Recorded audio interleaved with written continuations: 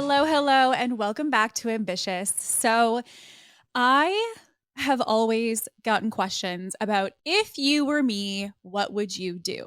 And so, I often get this a lot from people who are scaling, who are at a stage where they are in development of their business. They've got team, they're probably going toward multiple six, seven figures. But one of the main things that I actually think creates the most fundamental change and the change of foundations that actually impact you when you're scaling is actually when you're starting. And so I have learned a lot in the process and the pursuit of growing my business. Sometimes in an easy way, I've learned it, sometimes a little bit of a difficult or a tough way. And I really want to share some of the insights of what I would do if I was starting my business over from scratch.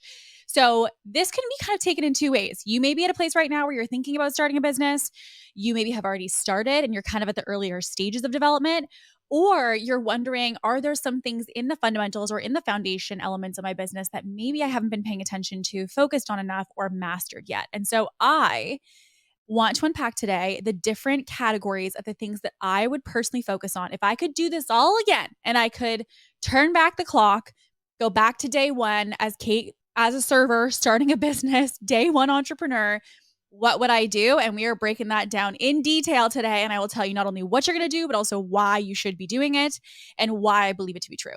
So, the thing that you will often hear me talk about on socials, on the show, in general is the fact that you need to have good foundations in your business. It's actually the reason that I called our earlier program for earlier stage entrepreneurs the Foundations Program. And that was because I wanted people to understand that growing a business and getting to consistent revenue is not just about the revenue goal. It's about the fundamentals and the basis of what you're building that actually enables you to do that. And so a lot of the time when we first think about a business and getting started, we're focused on like sell, sell, sell, sales, sales, sales. Like it's all just about like, how do I make as much money as possible? And while I get that, the ways in which you do that are very important because I have seen it time and time again where people will make money in the business, but they do so in a way that's not actually building any kind of base. And then what ends up happening is, even though they've got sales, they hate their business. And so there is a way to do this properly that not only gets you sales, but also helps you to build the skill sets and the basis of what you need. And so I want you to almost think about this like a house.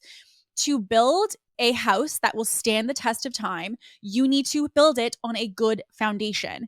If you've got the fanciness of the decor and you've got it beautifully designed, it doesn't matter if the basis of that house is faulty and could crumble at any moment. And so oftentimes, truthfully, I see people build their business just that way, which is the fact that they're really focused on things that are fancy. They're focused on what looks good, what feels good, but they're not actually asking themselves, have I understood the fundamental elements that I need here to grow the business? And so I genuinely feel that it is much more of a development and a journey and a challenge to grow a business to six figures than it ever is to grow it to seven figures. Because when you're growing your business and trying to get initial sales coming in, you are in so much discovery. You don't know what works yet. Frankly, there's quite a bit of throwing spaghetti at the wall, not to mention that there's a lot of personal development that has to happen because not only are you looking to grow this business and to completely change your career, hello, we're also completely changing our identity when we're looking to create a business. At least in order to be successful, you need to. And so a lot of the growth of the initial stages is really difficult because we are finding our footing. We're finding what the offer is and who we're serving and what we're charging. There's a lot of question marks about what we're doing. Whereas when you're scaling, it's actually a little bit more about refinement and optimization. It's more a matter of plugging the holes that allow you to then go faster, easier, more efficiently. And so when I talk to people and they're like, I just feel like this stage is so hard, I'm like, oh, no, it is. This stage of going to six figures in your business is extremely difficult because it really requires a totally different type of approach than if you're scaling your business, a totally different mindset, a totally different way of approaching it, right? Like your vision and your skill sets and your knowledge going in is at a totally different level because you haven't done anything yet. Everything feels like Bambi on ice, or at least I felt that way. It felt like Bambi on ice. It felt like the fact that I was constantly trying to figure out like, what's going to work? Is this right? I don't know if this is right. Should I do this? Should I do this? I don't know. It was constant confusion. And so I also see when people are growing their business, a lot of people who are focusing on things that truthfully are not going to move the needle and they are blowing money and they are blowing tons of hours and time that they could be putting into things that are actually going to move the needle in the business. And so, without further ado, let's get into some of the different categories of things that you're going to want to focus on if you are at the fundamental or foundational stage of your business, or if you're thinking about even starting a business. Here's the things you got to know. One of them, which you're going to hear a lot about when you're getting into the online world or starting a business in general, people are going to talk to you about the word niche. I don't think I could hate this word any more than I do. I do not agree with the way that niche or, figuring out your client avatar, all of these things. I think there's a lot of mumbo jumbo around this. And I'm going to distill it down to something very simple for you. And I'm going to give you some examples. The first P of mastery is having one person. You need to understand who your one person is. And what I mean by one person is, what is the one problem that you are solving for people? When people teach niche, they often will say, find something that you love to do and find an age group or a demographic that you really want to connect with, which is like women who are over 40 or whatever. The thing that is flawed about that is the fact that while yes, every business and every brand is going to have a average range, i.e. you're going to have a demographic of say like 20 to 50, or say it's, 20 to 35, whatever it might be. You will naturally have a demographic. But the thing that is important for us to remember is that just by putting a category on an age, or just by putting a category on a label even, which is like, I help moms, you help moms do what, right? Because the thing that I really, at the end of the day, want to distill every single client's business down to is understanding the problem you solve and recognizing that that problem may not be specific to a certain age group. It also could be specific to a bunch of different age groups and also a bunch of different genders. So I'll give you an example. When I go to F45, okay, so I try to consistently go to F45. And so when I go to F45, when I go to work out there are people who are 50, 60, 30, 20, 19, like all different gender, all different ages. And the reason that everyone comes to that one place is for what? The same problem to be solved. They want to have a community. They want to get fit. They want coaches to help them along the way and to guide them. And they want motivation. They want the energy. They want the experience, the ambiance of that type of experience when they're working out. And so when we think about F45, if we were to apply the traditional online model of like, who's your avatar or your age, well, that's a pretty big span, because not only is it male and female, but you're ranging from 19 to 65. That really narrows it down, right? So age alone is not enough of a category for us. And then the second thing is looking at, okay, well, just people who want to get fit. But then the question becomes, if it's just a matter of getting fit, why should they go to F45 versus going to, for example, CrossFit or going to a standard $10 a month gym, right? Like, why should they go to this specific business? And so again, it really comes back to the problem. And so everything you build in your business is a byproduct of the problems that you solve. And we're going to get into that as well with some of the other categories that are important. But when we go into the problem solved, and this was something that I actually learned from my mentor, George, so shout out George Bryant. My mentor was kind of breaking down the fact that, when we go into really understanding different avatars, we have to remember that the problem is the starting point, but then the second layer underneath that is what the values are in association with that problem. So, i.e., if you want to solve problem of, again, people getting fit, why someone chooses to go to F45 versus CrossFit is actually quite a bit to do with the values that they hold to be true. So, for example, you're going to be charging at F45 around $300 a month for a membership for people to go. And so we want to ask ourselves, what kind of person pays $300 a month to go to the gym? Well, probably not somebody who's going to be paying the $10 a month to go to, the Good Life or the LA Fitness or something of that nature, right? So it's a different avatar. You also want to consider the fact that they're not just going for the workout, they're actually probably going for the workout least of everything that they do there. They're going quite a bit for the community. So we want to make sure that we're really emphasizing community, because that's one of our distinguishing factors. The other thing that can also be a massive thing is motivation. They have coaches who are full of energy, and they're coaching you along and prompting you, and they're blasting music and getting people psyched up. So you've got the motivation aspect to it. Now, here's the interesting part about this as well, is that they have a unique factor, which is the fact that their workouts are all 45 minutes. So a classic workout at any other gym on average is always going to be an hour. And so they also distinguish themselves by having a 45-minute workout. So the thing that you'll see here is that this is not about a person or a label. Like I help moms, I help people get fit. It's deeper than that. It's deeper than that. And the other thing that's really important when it comes to the problem and knowing what this one problem slash this person who has this problem is that a lot of the time with business owners, people will talk about the problems that they want to solve. So you may have an idea right now where you're like, okay, like I really want to solve this problem. And listen, I believe that everyone should be wildly passionate about their business. I don't think that you should be doing something if it doesn't light you up, because you're going to be in this for a very long time. But the thing that we want to be conscious of is the fact that just because you want to solve a certain problem for the market and for business doesn't necessarily mean that there is an audience or a market looking to solve that problem.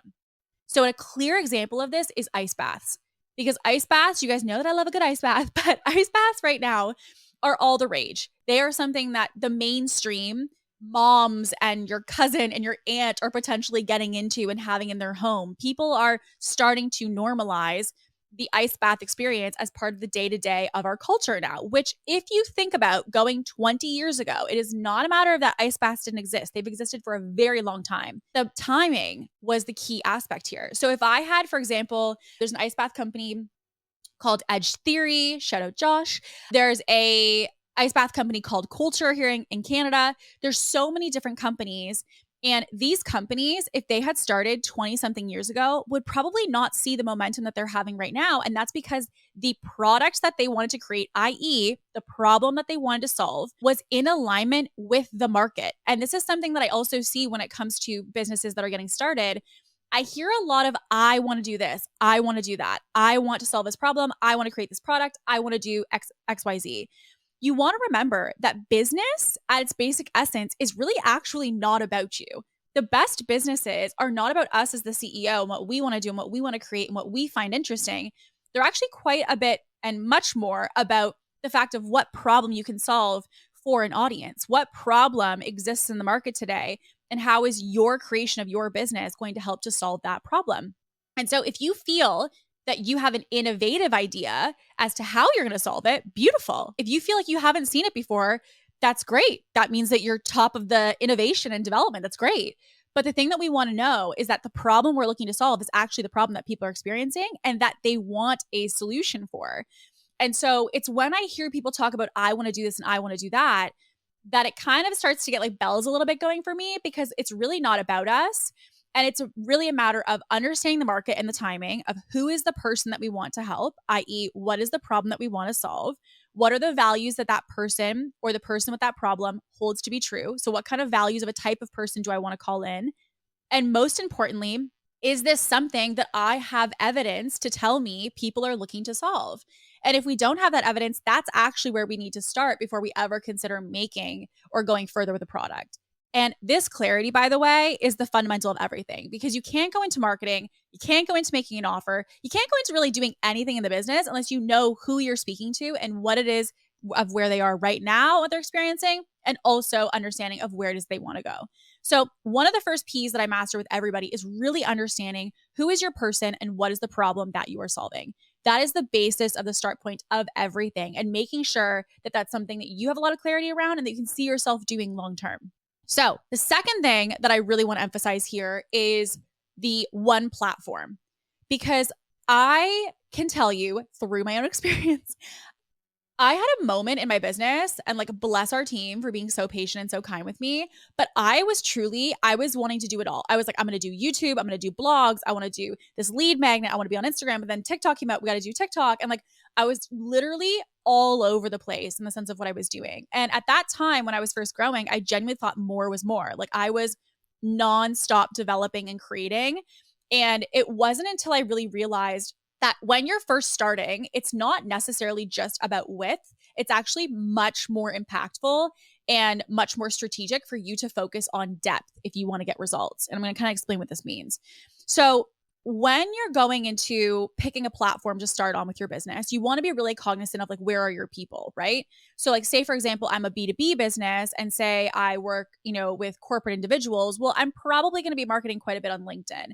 Whereas say for example, I'm a fitness coach, I might market a little bit less on LinkedIn, a little bit more on Instagram and TikTok. So we want to really know, picking a platform, where is the audience that you are looking to connect with? Again, understanding that person and problem. Where are they going and consuming to look to solve their problem? So if I'm someone who wants to, for example, get fit, if we're going back to F45, is the type of person who's going to see my marketing going to be scrolling on TikTok looking for workouts, or maybe they're going to be scrolling on Instagram looking for workouts? We want to know where it is they're consuming before we pick the platform. So that's going to be like step one.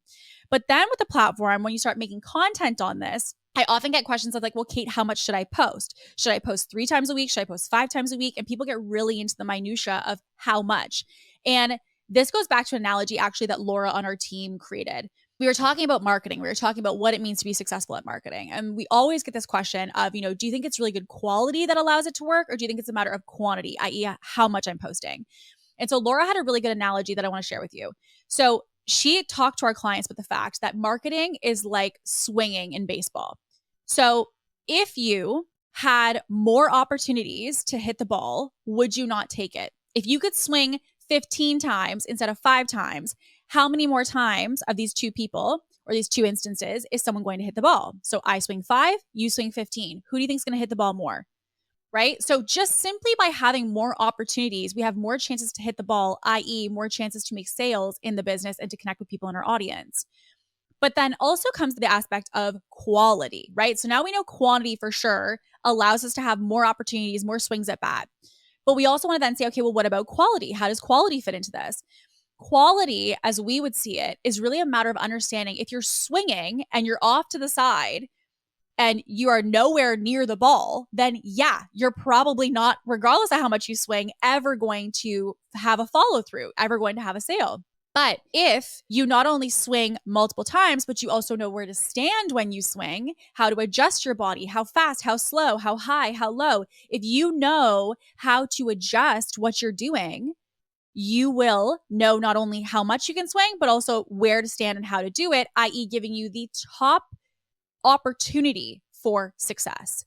And so we believe that it's not really a matter of quality or quantity. Truthfully, it's both. You need to be cognizant of putting out things that are intentional and rooted in marketing, but you also should be at the beginning of your business putting out as much content as possible. And so I really do think that there's an aspect here of like volume of how much we put out, because you want to remember that when you're first starting, there is no trust with you. No one knows anything about you and what you can do and why I should hire you, why I should trust you. And because of that, you need to build that. You need to build trust. I was just talking to somebody earlier today about the fact that I cannot stand this idea that I put up 1 post or 3 posts and you're like, where are my clients? Newsflash, people don't owe us their money. It is your job. It's your responsibility to go add so much value through your marketing, i.e. so much trust through your marketing that people feel in a place where they're safe to invest with you. And so for myself, my understanding of this was very clear from day one. I had an analogy that was given to me in business, and this was a really easy reframe of it, which was basically the fact that I want you to almost think about like filling up a glass of water, okay? So, and if you're watching this on YouTube, this visual will maybe make a little bit more sense.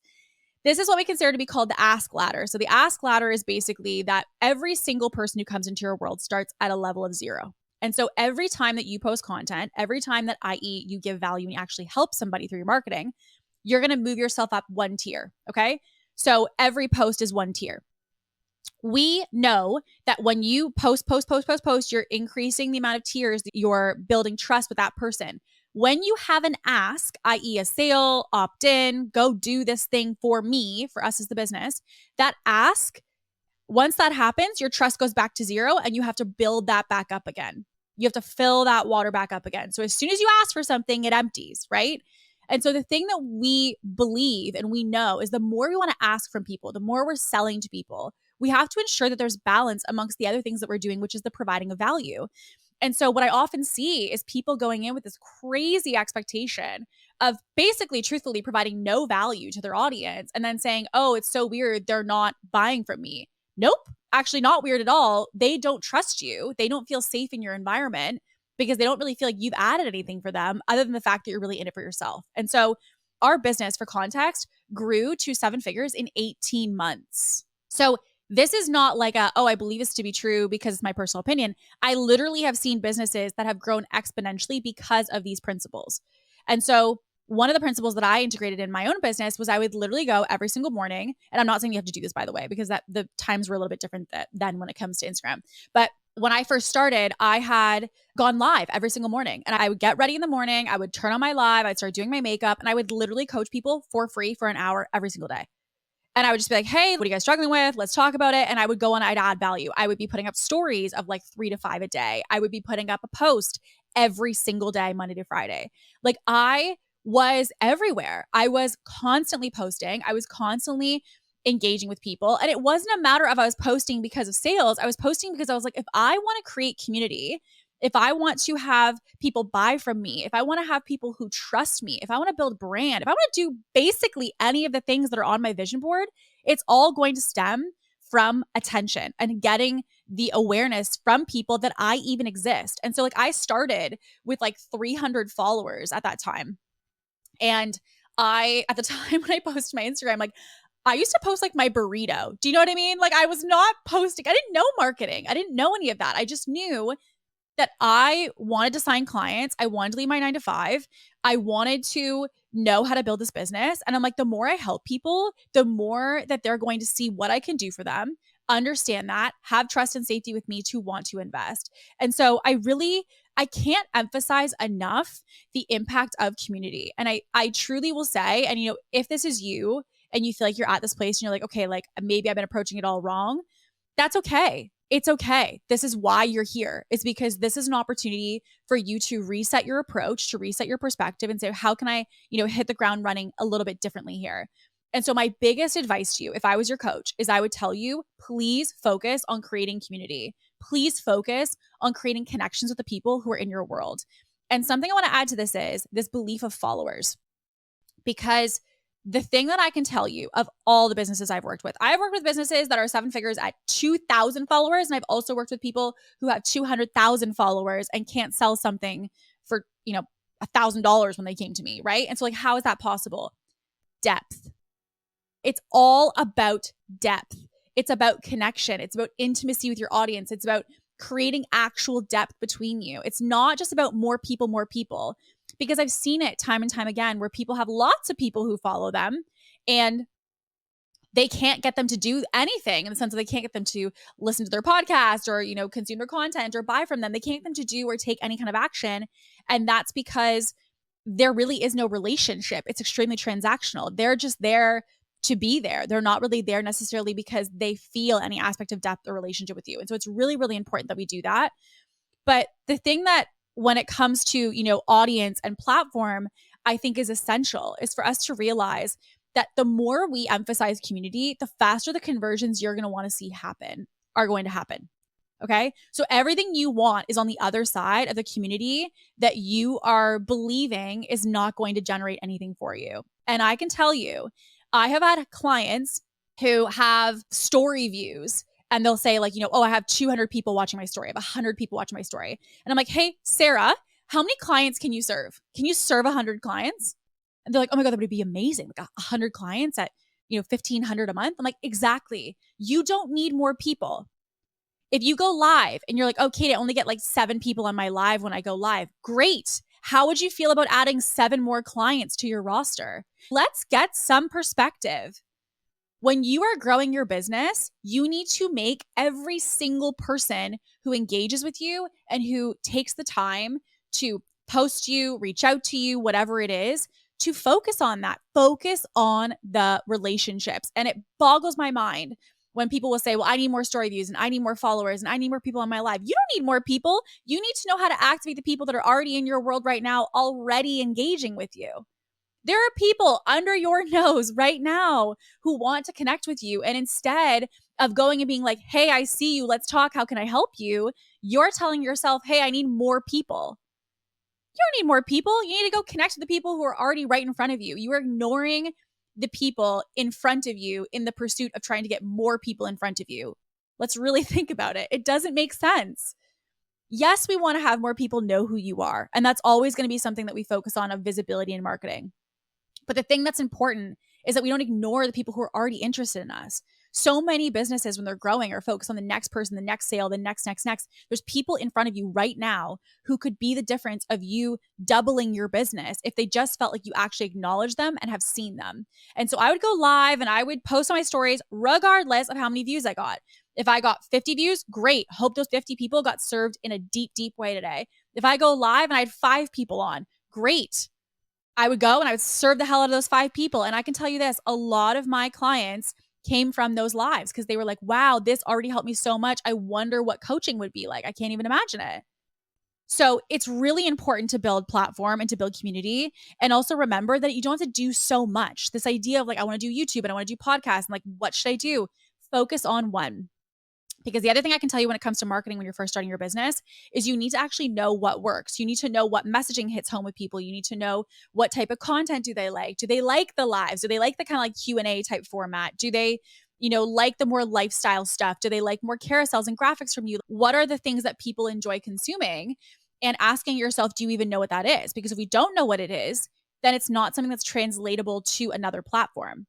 So for example, if I don't know what my audience needs to hear to feel activated from me because I haven't mastered it on my one platform, then I have no right to be going on to another platform and adding more and more and more, right? Like it really is a matter of understanding how to activate people who are already underneath your nose. Once you understand that, only then should you be going to another platform. And this applies to any and every business at the early stages because so many people focus so much on width and being like, I just want more people, more people. And I'm like, listen, if you just focus on depth, you would be shocked what's going to happen in your audience. And this is why I have clients who have smaller or small audiences who are literally making multiple 6, 7, multiple 7 figures compared to the businesses that have 200,000, 300,000 followers. And so you don't need more people. You need to have better relationships with the people you already have in front of you.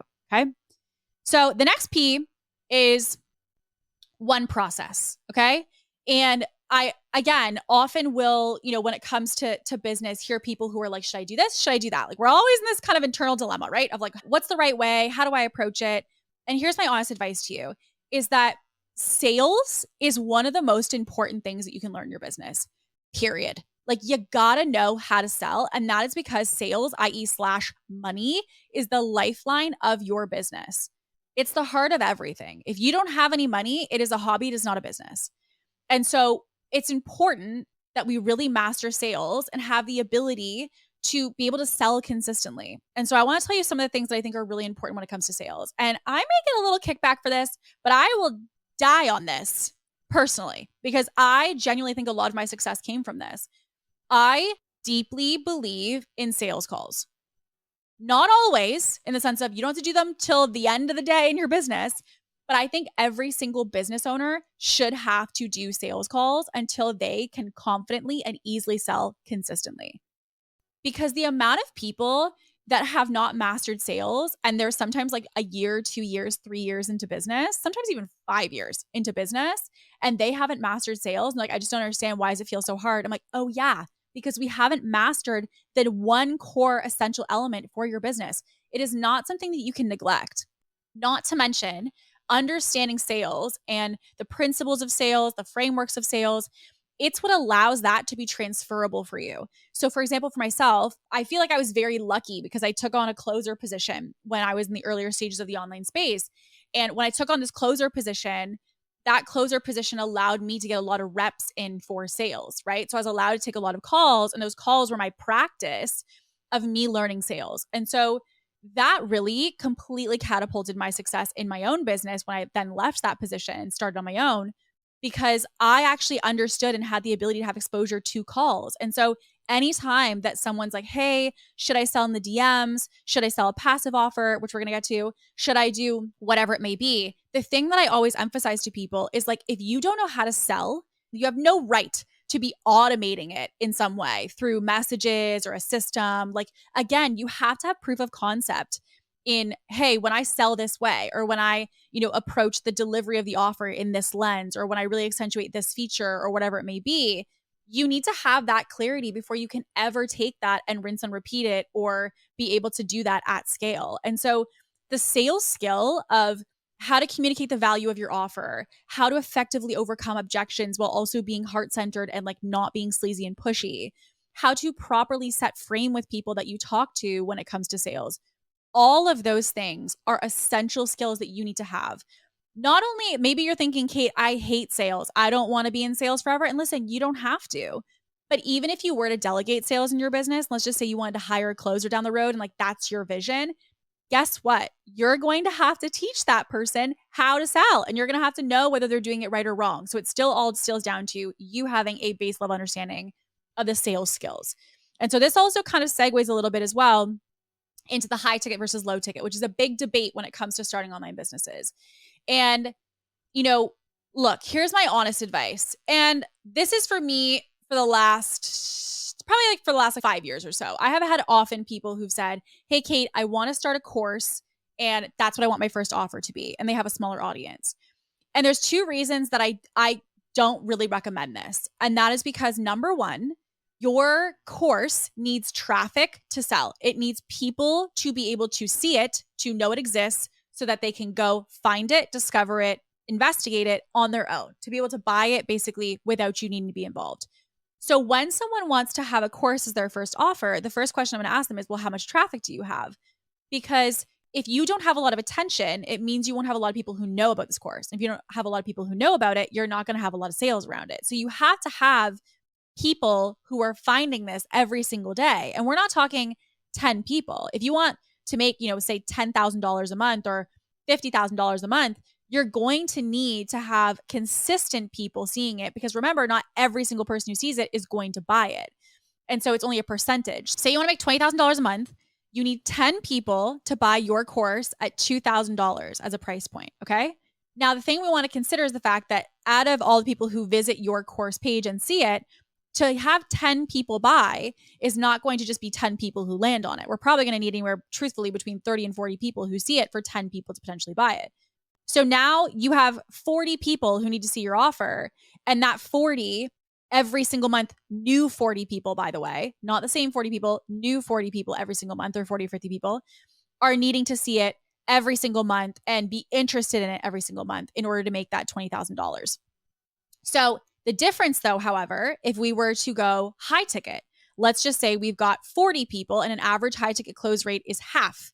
That means you're going to have 20 people of the 40 who inquire that are going to move forward. Well, let's just say that we have 20 people move forward and we have a $5,000 offer. Or let's just even say, let's go a little high ticket here. We got 20 people who convert at $6,000. Well, now you've got 20 people at your $6,000 offer. You have officially made $120,000. So you can see the side by side here, right? And so we need, with high ticket, less new people. And we also need less sales in general to occur in order to be able to stack cash flow. So the reason that, with one of the notes I pass along when people are thinking about starting with passive, is if you don't have traffic, it makes it extremely difficult to be able to get those consistent sales coming in to give you the consistent income that you're looking for. The second piece to this is the fact that you should never be creating a passive offer or an automated offer, i.e. something without your involvement in it in some way, shape, or form. We should never be doing this unless you actually already have proof of concept. And so the way that I look at offers in any industry is that they should typically be tested and confirmed that they work and that they're effective and that they're kept and built with the audience in mind, right? We don't want you in your office by yourself building a product and then releasing it, because truthfully, you don't even know if it's truly what the audience needs and if it solves the problem in the way they need it solved. And so the main thing that we're looking to confirm is, by doing some kind of high ticket or high touch point-ish offer first, you're not only using this to take that time to build audience and build that traffic. If you eventually want to do passive, no problem. But you're going to take that time to build your community and build your audience. And you're also going to take that time to confirm that the process or the approach or the framework you've created actually is effective and generates results, and that it was created with your audience in mind, that it actually solves all the things they're struggling with, not just what you think they're struggling with. And so my biggest recommendation for any business is to start with high ticket first. It allows you to be able to stack revenue very quickly, to allow you to then leave your 9-to-5 or go all in on your business much, much quicker. And it doesn't require you to have so many people needed in order to be able to do that. And so I think, and I help people every day, by the way, build passive offers. I have clients that their entire business is now passive. But the thing that I think is important is that the passive is done when you have these certain elements created. You have proof of the concept, you know that it works, and you have traffic, and i.e. people and audience that you can effectively sell that to because you have people who need it and who want it. If you don't have that, this idea of like, if I build it, they will come, they won't. They won't. And it kills me because I know, the big thing with entrepreneurship is like, we have such faith, we have such vision, and like, this is the solution. Like, Kate, they need this. And I'm like, listen, they do need this. They do need it. But it doesn't mean just because you're not doing it now at the early stage of business that you're not going to do it. It's just more a matter of when you're going to integrate it. And we want to be intentional about that. Okay. So really being intentional when it comes to the process of how you're selling. And that is why I really believe that understanding and building your sales skills and also focusing on high ticket first are two of the main principles that I really think are essential, because only the clients that, in my opinion, really understand sales are the ones who win. The analogy I give to people is you could have really good marketing and bring a bunch of people to the front of the store of a coffee shop. Okay. So like, say I fill your coffee shop, because that's your marketing's job. It's to bring people, not to close them. So your marketing's job is bringing a ton of people to your coffee shop. So let's just say I fill up your coffee shop and I've got a line up at the door of people. But then the person at the cash doesn't know how to sell. They don't know how to say, hey, what size do you want to upgrade it? They don't know to say any breakfast today. They don't know to adjust anything as they sell. They don't know how to sell, i.e. how to serve people and add value to them in an intentional way. And because of that, it could be the difference of me filling up your coffee shop and 8 people buying coffee and a muffin versus 80 people buying a coffee, muffin, and a water for the road and a snack for their bag, right? Like, it's the difference of the person at the cash who can effectively sell. So the marketing is to create demand. Your sales skills are to get people over the finish line of the investment. And so I cannot emphasize enough, if you don't know sales, start there. Build that skill, get those reps in. And it really is a reps thing. It's not a book thing. It's not a reading thing. It is a reps thing. It's a practice. And the thing that I think is, the most important of anything is that you realize that sales has a bad connotation to it. And we should be doing a whole other episode on this because there's so much I could unpack here. But sales has a bad connotation to it. And I think it's important that we recognize that sales really is about service. Sales is about helping people. It is about seeing how you can solve their problem. And most importantly, the way that I look at sales is an invitation. Sales is the invitation of, hey, you have this problem. I have this solution. If you want it, let me know. And it's not a matter of sleaze, and it's not a matter of pushing. It's a matter of looking at how we can intentionally serve people. So can't emphasize enough, if you don't like sales, start there and make sure that you get a lot of reps in on that, because you will see massive things happen in your business when you actually prioritize understanding sales. The other thing that is also really connected to this, which we kind of touched on to kind of go a little bit deeper into, which is another P, which is really focusing on one product. Oh my goodness. If I see another starting business who's like, okay, here's my thoughts on my product suite. I want to do this and this and this. And I'm like, no. I literally, as your coach, will be like, great idea. Nope. Because you cannot and should not be creating multiple different offers to begin with. And I have a very simple analogy for this, which is often what I share with my clients, is the fact that think about Coca-Cola, okay? When we think about Coke, what do we think about? We think about Coca-Cola. We think about the original Coke that came out, and that is the original product that they're known for. Now, do they have now Diet Coke caffeine free? They have Coke Zero. They have Cherry Coke, Vanilla Coke. They've got all kinds of stuff now. But that's the extension of the product suite of what? The original product, the original thing that everyone knows them for, and the original product that they built before they ever created any other extension of anything else. The same thing is true for your business. You need to have a signature offer. You need to have a signature product, a signature service that you give, and you need to build up the reputation, the results, the renewals, the referrals around that before you ever consider selling something else. And when it comes to the product side, what I often see is that someone will go to charge something. They'll go to like create a product. And if that product doesn't sell, they go and create 5 more products. And so we want to take a second to step back on that and say to ourselves, okay, well, if product A isn't selling, do I really need more products? Would it not be a better use of our energy instead of creating more and more and more to go back to, okay, well, what do we think is the disconnect here? Why do we think that this maybe isn't closing, right? Like, why do we think that this isn't selling? Like, fix the original product before you ever duplicate and make more. And so again, going back to our analogy, if we think about Coca-Cola, Coca-Cola created Coke, and imagine Coke wasn't working and it wasn't selling and people didn't like the product and it didn't taste good and things were not clicking. And they're like, you know what we're going to do? We're going to create 15 more of this, right? Like, think about it. Think about it. It starts with one offer. And I think there's a lot of noise. I will be fair. There's a lot of noise in the online world of like, product suite and low ticket and high ticket and, all of these different narratives. And the main thing that I can tell you is the basis of our entire business, of the way that we scaled, is actually from one offer. We have now, yes, multiple offers. We have gotten to the place like Coca-Cola where we're kind of like, okay, we have the original one nailed down. But the one that we have had for a very, very long time is our ITI Accelerator Mastermind. It's a 6-month mastermind for people who are doing around 8 to 10K a month, who want to be able to scale to the next level, whether that is, multiple 6 figures or 7. Like, they want to really be able to exponentially grow their business. And that was an offer I created years ago. And I have been developing that, creating product awareness around it, i.e. more people who know about it. And that offer was our bread and butter. And so the idea of like adding private and VIP days and, foundations and all of these things, that came after. That was not originally the case. I had one offer. I was like, hey, if you want to work with me, this is how you work with me. And so that offer was something that I kept solo for a while to allow it to develop. And so I think a big missed opportunity, frankly, is when people are going into building their business and saying, I want to have this and I want to have that. I want to have a course and I want to have high ticket and I want to have master classes and I want to have digital ebooks. And I'm like, whoa, whoa, whoa, whoa, whoa. You need one offer to start. You need one offer. And the reason I say to start is it doesn't mean that you can't expand. It doesn't mean that you can't add more. But to start, you only need one offer. And so less is more. This idea of just more is going to make me more money, it won't. It is truly about having less in your world that's going to help you to stay focused and truly move the needle.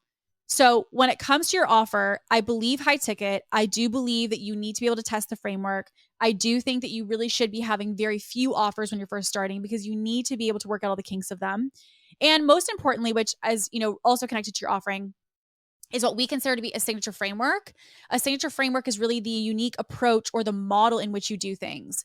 Because the thing that's really important for people to be understand is that when you're selling your offer, you're not selling the stuff. You're not saying how many calls they get. You're not saying how many downloads they get. You're not talking about any of the stuff and the nitty gritty and the nuts and bolts. We're looking at instead, what is the process of the outcomes you're going to help me to achieve and what that looks like. And so what I really like to emphasize when it comes to offers, and again, it ties into selling, it ties into your marketing, it all comes down to your framework. And the framework basically meaning it is the structure or the strategy or the process of how you get someone from where they are when they come to you or start with you to where it is that they want to be. And it's that at its simplest state. So that needs to be something that you can effectively name and that you can effectively explain. Because if you don't have a framework of how you go about things, i.e. a way of communicating the value of your offer in any instance, in sales to your clients, in, marketing or any of those, if you don't have an effective way to do that, it means that people don't really understand what it is that you're selling or what it is that you're offering. So the signature framework is not only used as the backbone of what you're actually going to do with your clients, but it's also an effective way to be able to communicate what it is that you're doing. What is it that you're actually helping people to achieve? What transformation are you actually helping people to do? The other way that you can also understand this, which may be a visual that's helpful, because I myself am also a visual learner, is a genius model. If you go onto YouTube or Google, you can search up a genius model. And a genius model is basically a 3-pillar visual of a signature framework.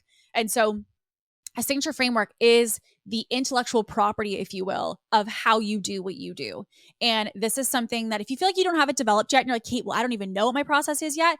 Again, this is why we need to be working with clients, because it's going to help you to really solidify what that is.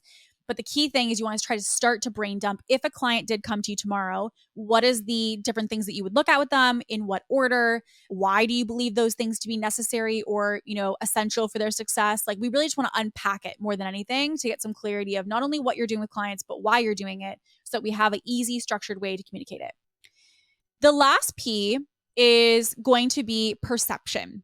And this really, to me, is about brand, because brand is, I think a lot of people when they're first starting focus quite a bit on branding, but not brand.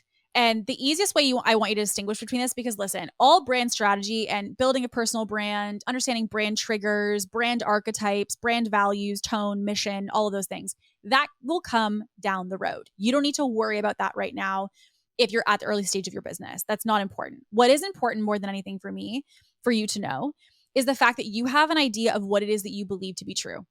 That's really all I want you to think about when you are at this stage is, what do you believe to be true? Because you need to understand what it is that you stand for. Otherwise, you will never build a community of people who will stand with you. People often say, well, how do I create this community? How do I get people who kind of really resonate with me and my message? I'm like, well, first of all, do you even know what your message is? Do you even have a message, right? Like, do you have a motto, a belief system? Do you have something that you stand for that people can stand for with you? And so when it comes to brand and the perception of how you're seen in the online world of marketing, we first want to look at what is it that you even stand for and getting clarity of that. And it's not necessarily even about just a matter of your offering and what is that you're selling. It can also be the aspect of, what do you believe to be true personally? What do you believe to be true in the way you help people get results? What do you think is important, not important?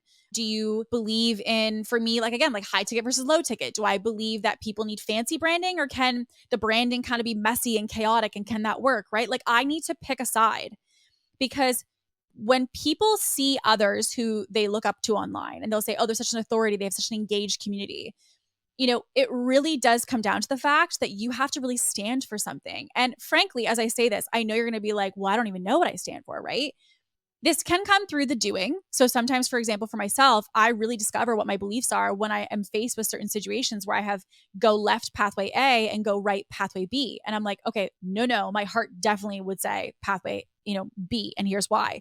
And so that really helps me to solidify my beliefs even today.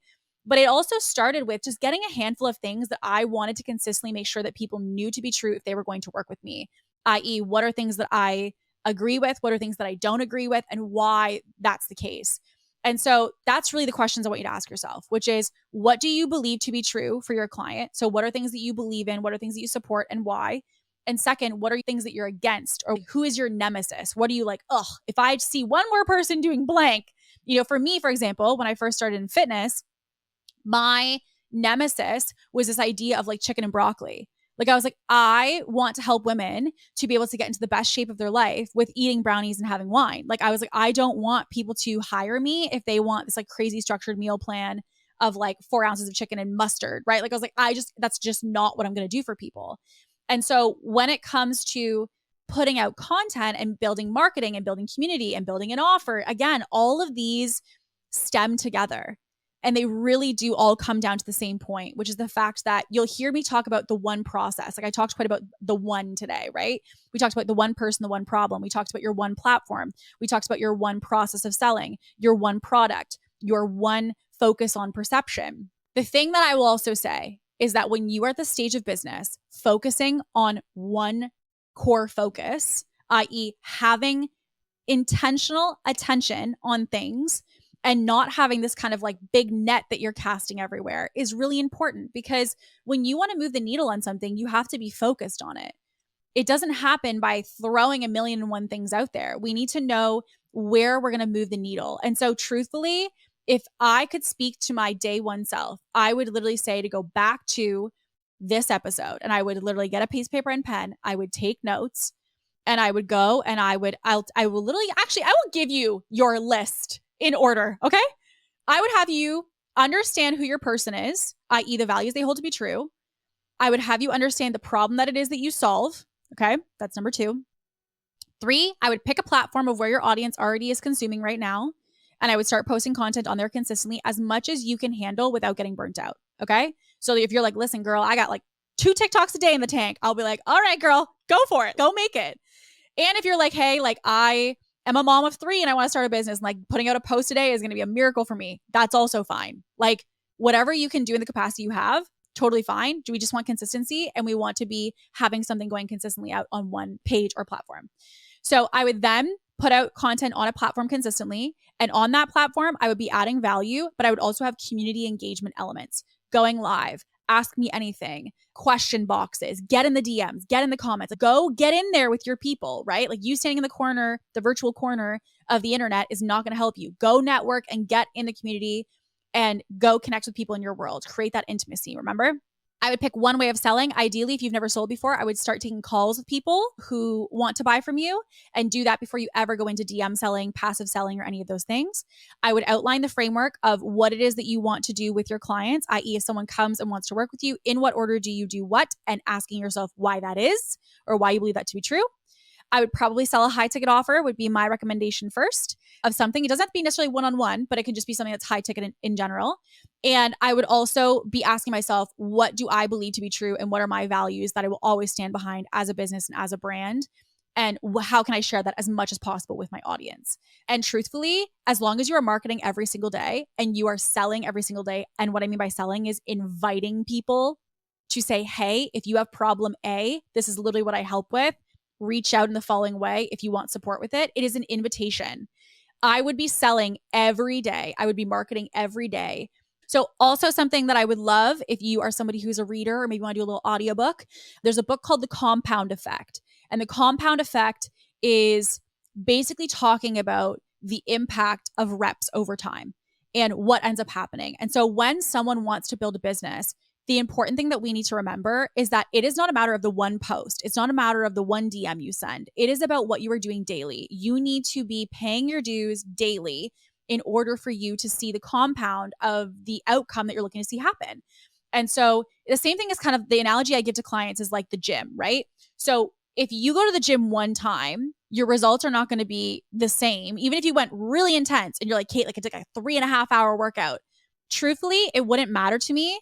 Because a 3.5 hour workout one day, I'd actually rather you go for 30 minutes for 5 days. Do you know what I'm saying? Like it's the over time and the compound effect that's actually the thing that's going to get you the results.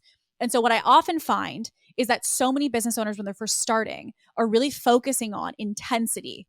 They're really focusing on like, how do I just go really, really hard? No, it's not a matter of just going really hard and going really intense. It's actually much more a matter of how do we create consistency? How do we take consistent action Monday to Friday? Take the weekends off if you want to, but Monday to Friday, how do we take consistent action? I would much rather you do that than for you to have this roller coaster of execution or roller coaster of anything that you're doing and not having consistency. Consistency to me, when you're first growing your business, is like one of the biggest metrics of success that we have to focus on, that we have to master. And so, today I really thought about day one me, and I was like, oh, if I could just tell Kate this from day one, this is what I would say. And so I really hope today was helpful for you. I hope you come back to this and I hope you take notes on this, because the goal is that this is really going to be truly the essence of the things you're going to want to focus on if you want to move the needle.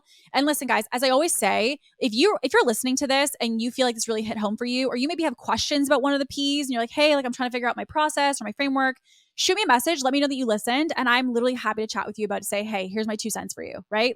As we record this, our offer is not yet available for people at the earlier stage of business. And I really want to make sure that you have the support that you need. So if there's anything that I can do to answer questions for you, to support you in any of the execution of this, I want you to know that my DMs are always open. I always love to hear from you. It truly does literally make my day to see your messages come in.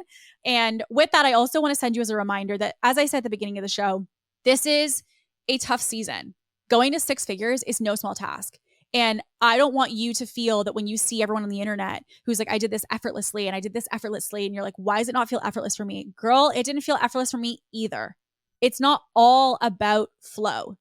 It is hard work to build a business. And I want to validate that for you. It is hard. It can feel very lonely. It can feel like you're putting in reps and you feel like you're like, is something happening here? Like, I know all the thoughts, all the feelings that come up when we're growing. But what I also know, as someone who's on the other side now and has a multiple 7-figure business, who day one was like, can I do this? The thing that I will tell you is that you are listening to this episode right now because you have tenacity, because you have grit, because you're willing to put in the reps, because you're freaking driven.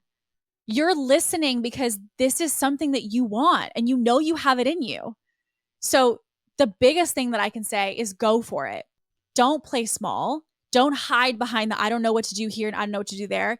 And look to seek the solution. And as I just said, my DMs are open. Okay. So if you want to ask me a question about anything that's coming up, I don't have anything to sell you for this. This is not a matter of me selling you something. This is a matter of me genuinely wanting to help you because I so wish that I had somebody who would say, hey, be aware of this, be aware of that. Don't spend time on that. Don't do that. I really wish that I had somebody who helped me to not only save that time, but also save the money as I went through that process myself. And so I just more than anything want to thank you so much for tuning in. Thank you so much for listening. As I said, I'd love to hear from you and we will see you next week. And as always, my girl, stay ambitious.